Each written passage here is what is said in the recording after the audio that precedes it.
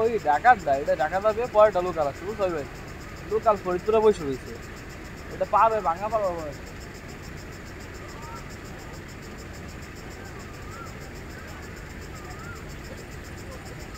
আগে কাজ করেন আগে ট্রেন দেখে ঢাকা যাইতাম বুঝছো ভাই ট্রেন এটা দেখলেই বাসে দিশে তাকায় থাকতো মধ্যে মাই করতে ট্রেন কেমাই যায় এখন বলছো